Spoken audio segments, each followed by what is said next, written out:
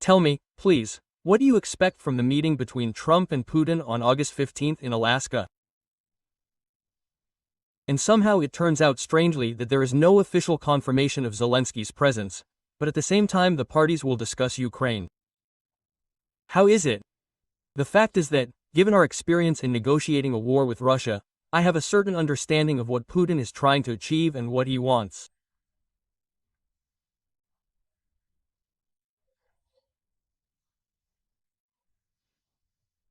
And unfortunately, my purely personal opinion about this upcoming meeting between Trump and Putin, if it takes place, I still think that it is in question.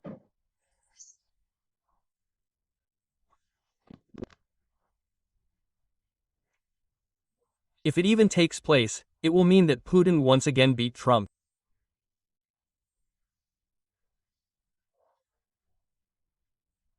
Despite the fact that Trump does not like to be led to zero, he is trying to achieve results. Well, in this case, and for the past 6 months, Putin has been outplaying Trump in all directions.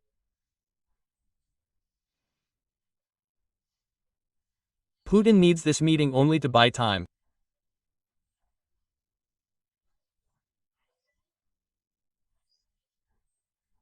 This meeting will not bring any achievements, except that they will say hello, talk, and maybe once again Putin will try to convince Trump, according to Medinsky's theory, that the territories they occupied today are originally Russian territories.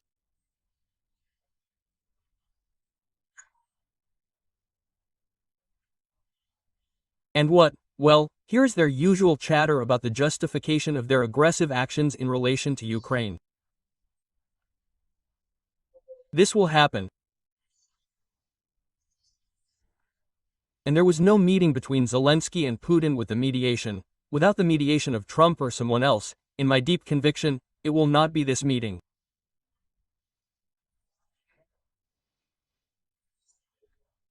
The fact is that if there is such a meeting, they will need to talk about facts, not myths. Zelensky will present the facts, while Medinsky and Putin live in myths. And they impose these myths. During negotiations, you need to talk and reason, but what is the problem? Find the root and solve this problem. And here there is nothing to solve, it is necessary to stop. Putin must stop the war, recognize the aggression, withdraw the army. He cannot do this in the current situation.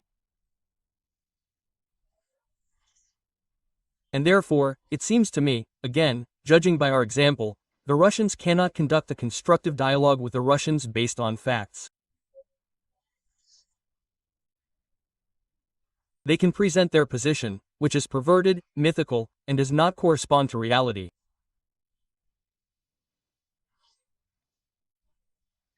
Why Yeltsin categorically refused to meet with Jahar Dudayev? Because he had nothing to talk about with him. It turned out to be easier for him to physically liquidate Jahar Dudayev than to sit down at the negotiating table. Yuri, I, of course, understand what we are talking about. Both Ukraine and the top leadership of Ukraine must understand this. Why didn't Putin talk to Aslan Maskhadov? It was only because the peace treaty was signed that Putin violated, financed unilaterally.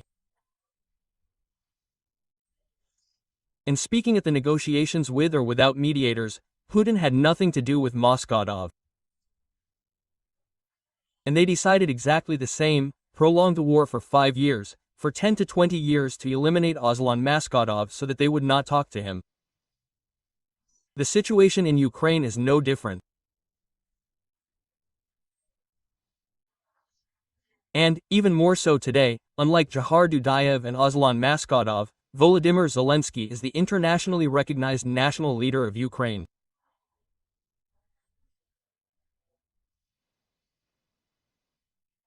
And the last meeting, in my opinion, was also the first, and it seems to me that it will go down in history as the first and last meeting. It was in Paris, when Zelensky and Putin met with mediators, Merkel, Macron. They all took sides during this period, they all took sides with Putin.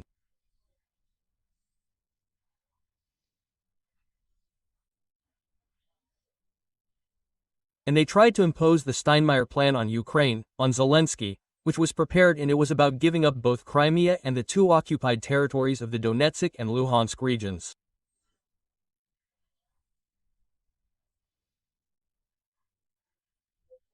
And then Putin came to this meeting, confident that he would succeed in persuading Zelensky to give up these territories. This did not happen.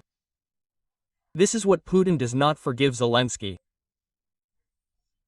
And he will live with this until the end of his days. Therefore, I do not think that a meeting between President Zelensky and Putin will ever take place. And it will not succeed. And without a direct dialogue between the warring parties, Trump will not achieve anything. Trump will drag on and make excuses all the time and say that this is not his war, but Biden's. Well, now it's been a long time. If you count in terms of time, it's been more than half a year now. It's Trump's war, which is taking, and in all likelihood what we're watching, is taking Putin's side, although he rarely says that he's disappointed and that it's hard to do. But this does not change the essence. Every day people die, every day the war continues without the inhumane methods that Putin uses against the civilian population.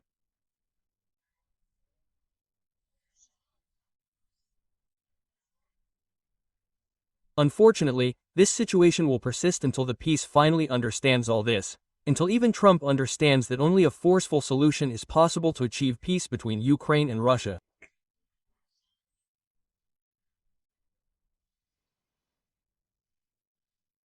You know, yesterday, the day before yesterday, authoritative American and European mass media wrote about various scenarios. What do they provide? Here, for example, the publication Ustrina or the publication Bloomberg writes that Putin allegedly agrees to a ceasefire if Ukraine completely withdraws from the Donbass. At the same time, it is not clear what Russia will do in response. It will leave Sumy and Kharkiv regions, completely leave Kherson and Zaporozhye regions. Nothing is incomprehensible. This is the message. Today, Bild writes that Vitkov, who was with Putin, did not understand everything that way, because Vitkov thought that Ukraine should withdraw from the Donbass, and Putin would withdraw completely from the Kherson and Zaporozhye regions. And in fact, Putin told him that this Ukraine should leave both the Donbass and the Kherson and Zaporozhye regions. And here is today's noise, sorry, yes, informational, it is carried literally, that is, nothing is incomprehensible. What is really happening? Can you explain? Absolutely explainable. Putin has not retreated one iota from his own memorandum that he put forward. We are on iota.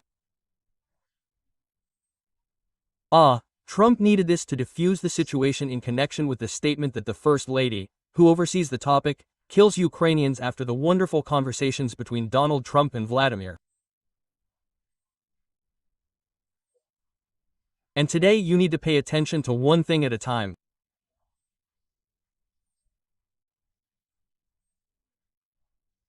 Today, I think, the only thing they can achieve during this meeting, if only for a while, to say that this meeting was not completely fruitless and meaningless, they can talk about a truce in the air.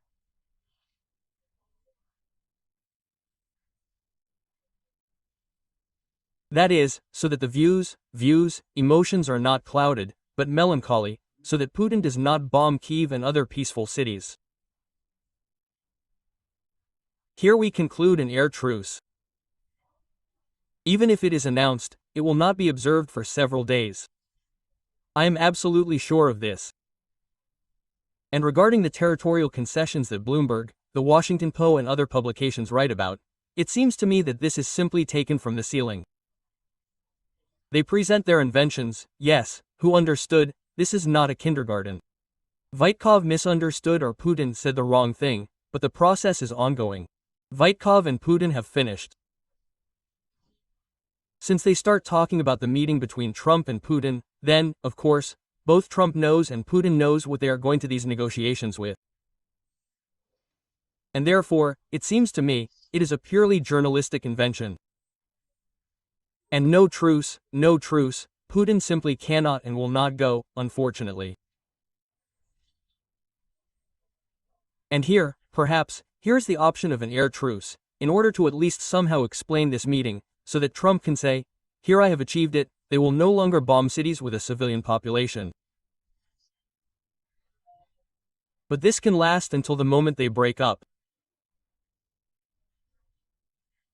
And maybe even this time will not take, and this time will be, and even for this time this truce will not be observed.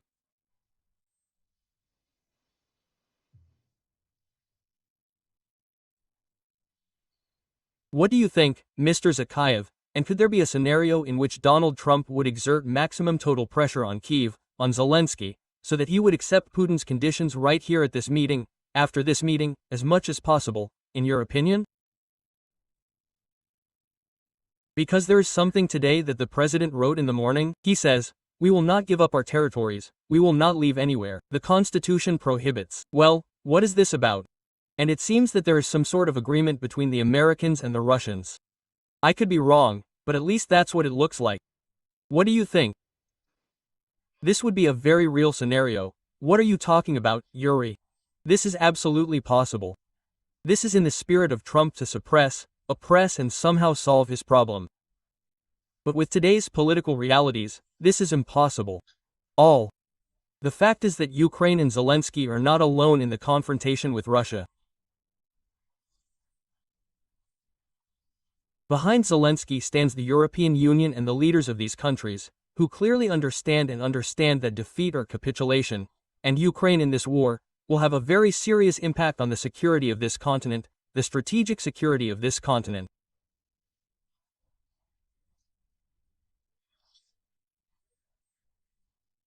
And they are not yet ready to stand against Russia, which will be strengthened by 4 or 5 Ukrainian regions. Can you imagine it? What kind of gift would this be for Putin and for Russians? And how would they prepare in a few 5 to 10 years and go on to conquer originally Russian territories in the entire former post-Soviet space?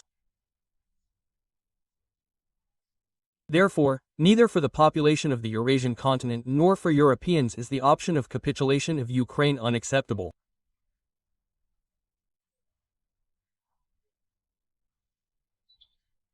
And therefore, no matter how much Trump demands, and, of course, he cannot today, he could force Ukraine with threats and everything possible, but today he cannot in the same way put pressure on the entire European Union and on all allies of Ukraine, who today support their righteous war.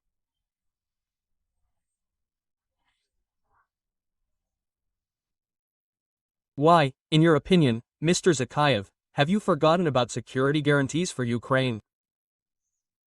That is, it discusses some ephemeral deal, discusses a ceasefire, discusses some sort of exit from somewhere or entry somewhere, but at the same time no one talks, as before, about security guarantees.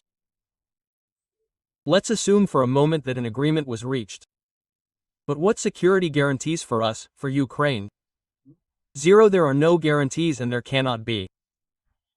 If Russia is preserved in the form and in the quality that it exists, there are no guarantees. Such guarantees were already given by very strong states in the world in the 20th year, when Russia and Ukraine renounced their nuclear arsenal.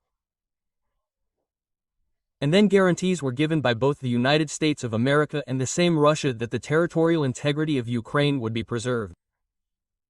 And they will defend themselves if necessary.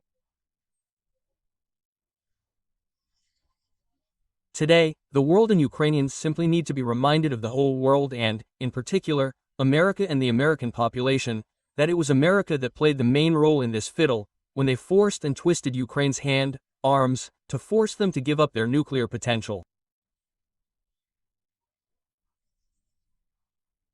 And today, America bears the main responsibility for what is happening today.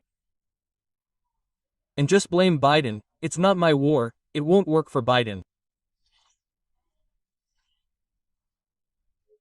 This is the war of the United States of America, which they gave the opportunity to Putin and Russia, and to do what they are doing today in Ukraine, and in an unscrupulous, brazen manner, they will declare that you will remember Navalny, when he spoke of the ways, Lukashenko said, they will seize the territories, and he said they will return their territories. This is Putin's approach. And he wants to return not only Kherson and Zaporozhye regions, he wants to return all of Ukraine. He has repeatedly stated this, and he does not deny it. And the Russian cattle population does not refuse this. And what Trump is doing today, flirting with Putin and the criminals who started this war, he only encourages their actions, mobilizes them, and encourages them to continue the war. This responsibility actually lies with Trump personally. The opposition of the United States of America is not washed, but rolled.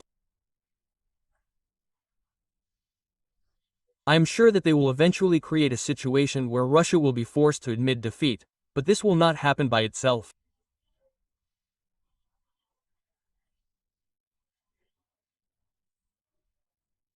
For this, it will be necessary to arm Ukraine, and support precisely to achieve a just peace, and not just to conclude some kind of truce so that Trump will become a Nobel Peace Prize laureate. It doesn't work in this case.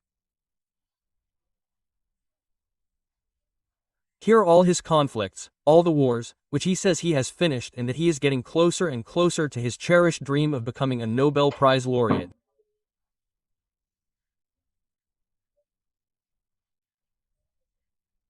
Putin will not allow him to do this, because against the background of all those events and his victories in achieving peace in other regions, in comparison with Ukraine, this does not come into any comparison, where hundreds, tens, thousands of people, both civilian and military, die every day.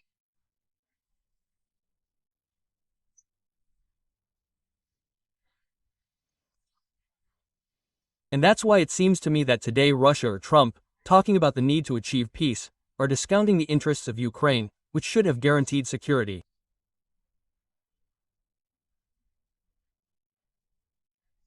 This is not mentioned. It is not said, because no one is going to guarantee any security for Ukraine. Regarding the opposition in other regions.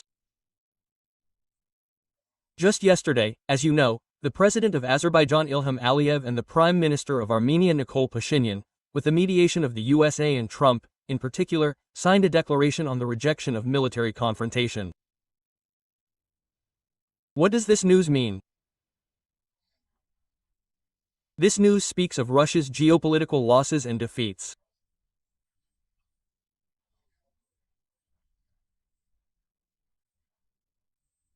It was the war in Ukraine that contributed to the fact that today the United States of America will control the Zangezur corridor, which is very important not only for Azerbaijan, Armenia and Turkey, but also for many countries that will use it.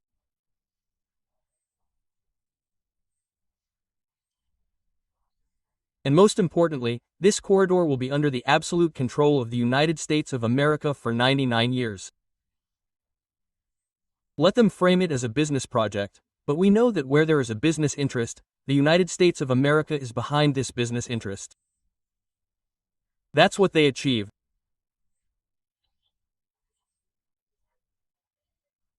And therefore, of course, against the background of all these victims that Russia has borne, that Russia is carrying because of the war in Ukraine, Putin cannot stop the war, because these are the ones who are behind him, and this system, which entrusted Putin to lead these aggressive actions that were laid back in the 90s, when the Soviet Union was still in existence, they will not let him finish this campaign, finish this war.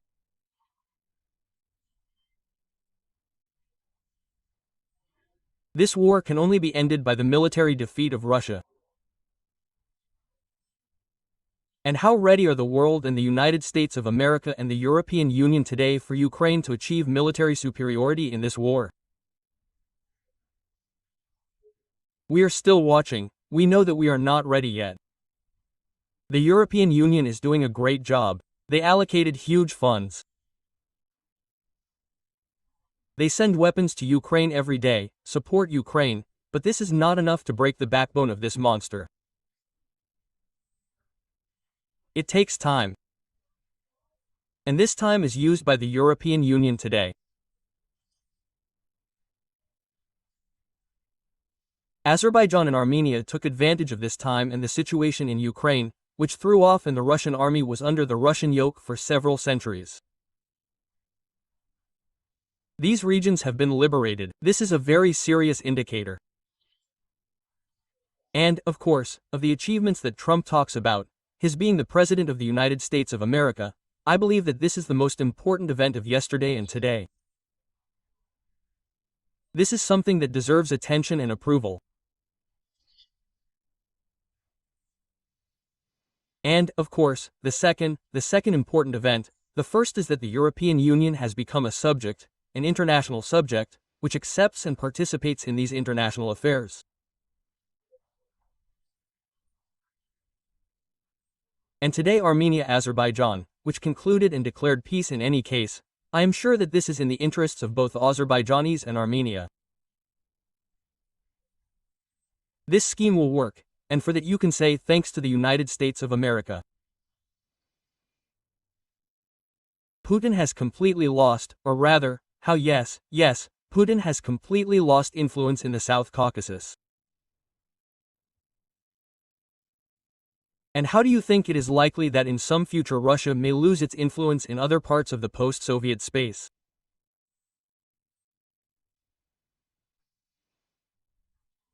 It seems to me that she has already lost this influence in many respects.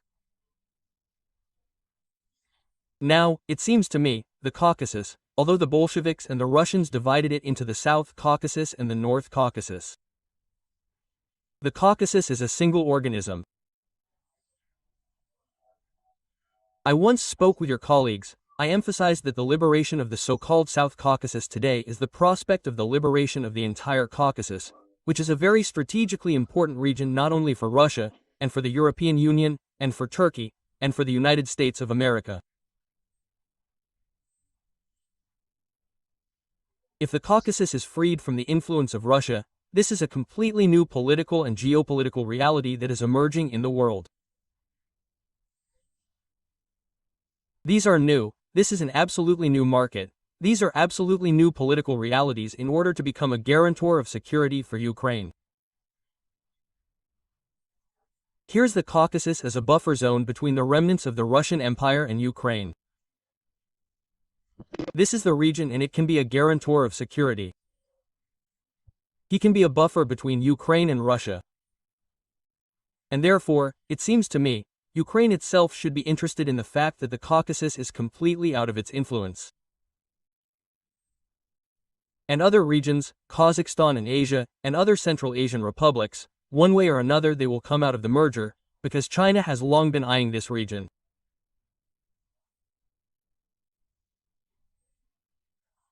And you notice that Putin can't even declare the sovereignty of these regions. Takaya has been behaving very freely and independently of Russian ideology for a long time, although he adheres to some ethical norms of coexistence or commonweal. And this is done only with the supply of China. It is China that insists that it is Kazakhstan that behaves in such a way, and I think in such a way that Russia is not openly irritated and humiliated. And so, in general, Putin has lost a lot of things because of the war in Ukraine, and it is not even evening and he will lose a lot of things. Ahmet Khalidovich, how do you like the news of the Turkish mass media about the fact that the terrorist Kadyrov almost drowned somewhere in the southwest of Turkey? Yuri, to be honest, I don't want to comment on this, but he is actually sick. And I don't know why it was necessary for them to show that he is in Turkey or there was some kind of information leak, that he is in the hospital or something, some problems, and they gave. It is clear that he did not sink anywhere. He could not drown in the pool.